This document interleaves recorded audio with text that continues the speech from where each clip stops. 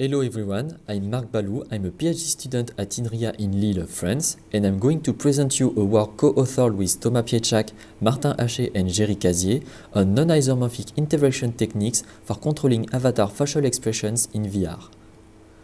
Social applications are becoming popular in virtual reality.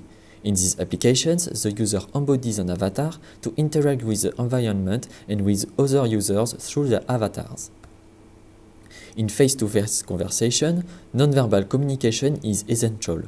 This is still needed in online context. In text messaging, users use emojis to represent a face expression or hand gestures, for instance.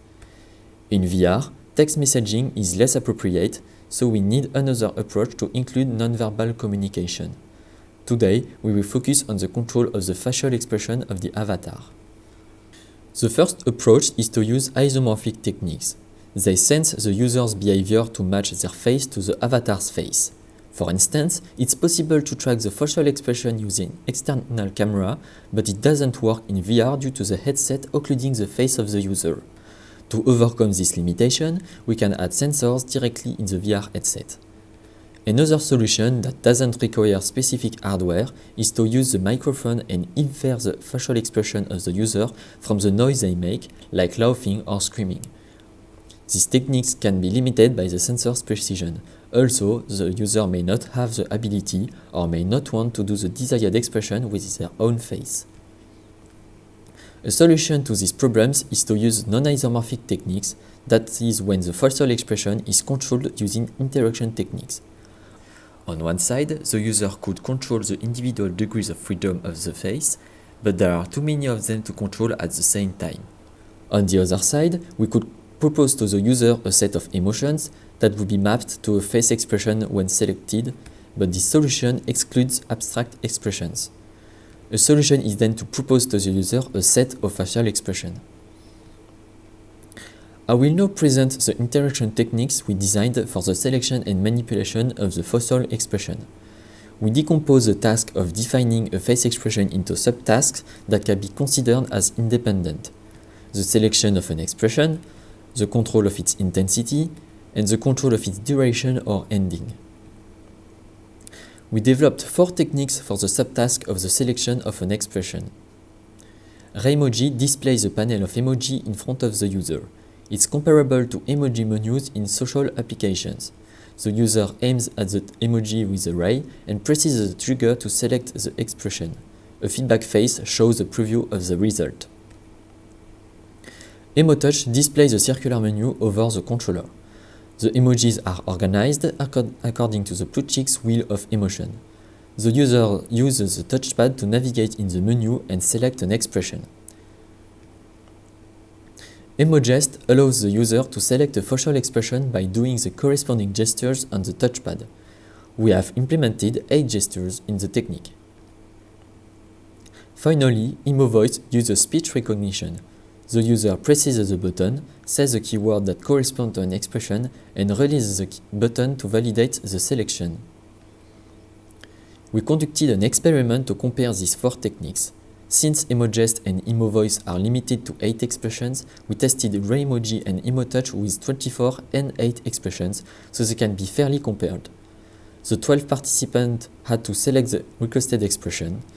We measured the error rate and the selection time, and the participants had to complete a survey. The results shows that the participants made more errors with EmoGest and EmoVoice compared to other techniques. It was probably due to detection errors and the necessity to remember the keywords and the gestures. The preferences of the participants confirm the previous observations. EmoGest and EmoVoice have a worse rank than all the other techniques. As expected, the analysis also shows that having more expression in Raimoji and EmoTouch increases the selection time. The results doesn't show a significant difference between Raimoji and EmoTouch, so we analyzed the feedbacks of the participants and have identified the strong and weak points of both techniques. First, some participants complained that they had to look down at the controller to see the menu, and some others had difficulties navigating the menu with their small hand. Raymoji does not have these problems since the menu appears in front of the user and they aim at an emoji using raycasting.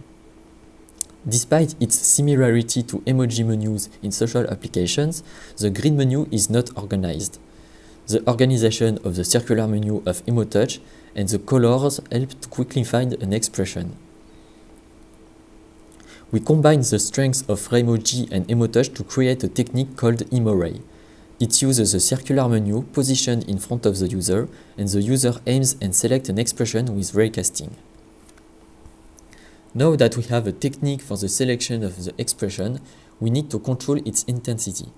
We chose to control the intensity in real time, so the user indirectly controls the duration and the ending of the expression, and it's more appropriate for social situations where expressions are more spontaneous. We developed 5 techniques. The first technique maps the controller's elastic trigger position to the intensity. The ending of the expression is triggered after a timeout of 1 second after the release of the button. The second technique maps the controller orientation to the intensity. The expression ends when the user releases the selection button. The third technique maps the magnitude of the controller acceleration to the intensity.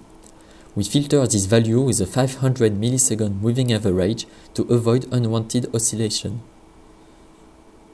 The fourth technique maps the length of a virtual white segment to the intensity. The user can manipulate the length of this segment, for instance with the ray of EmoRay.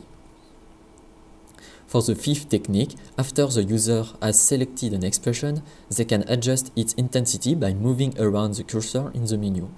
This requires a simplified version of the circular menu. The intensity is null at the center and maximum on the edge. We conducted a second experiment to compare these 5 techniques. Participants had to use each technique during 2 minutes. At the end, they had to rank the techniques according to their preferences. The ranking shows that the participants prefer the elastic over pointing on the circular menu and shaking the controller, and using the trigger over shaking the controller. The participants liked the visual feedback of the virtual elastic band, and some participants stated that the technique allows a precise control of the intensity. As a result, we decided to keep the virtual elastic to control the intensity of the expression, combined with EmoRay to select the expression. This technique is called EmoRay-E. Now we present an experiment to evaluate EmoRay-E in an ecological context like a social VR application. Each participant was involved in a 10-minute semi-directed conversation with the experimenter. They discussed various conversation topics to try to cover different facial expressions available in the technique. Both the participant and the experimenter had to use the technique when appropriate while talking or listening to the other person. At the end, the participant had to fill a questionnaire.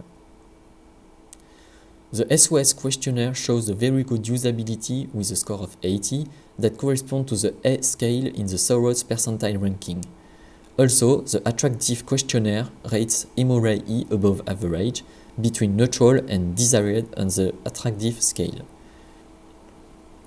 Finally, a Likert scale questionnaire showed that the technique can disturb users while they are talking, but with interruptions that appear reasonable. In conclusion, we presented a set of non-isomorphic interaction techniques to control facial expression of avatars in VR. The first experiment shows that menu-based techniques are preferred and are less error-prone than recognition-based techniques. Regarding the layout of the menu, the participants preferred the organized circular menu over the green menu. However, abstract expression hardly fit into the emotion-based organization, so a grid layout remains appropriate. The second experiment showed that the virtual elastic is the preferred technique for the real-time control of the expression's intensity. Finally, the combination of the virtual elastic and EmoRay was evaluated in an ecological study, showing a good usability of the technique. If you're interested in using our techniques, their source code and the virtual face we used for our experiments are available online. Thank you for listening.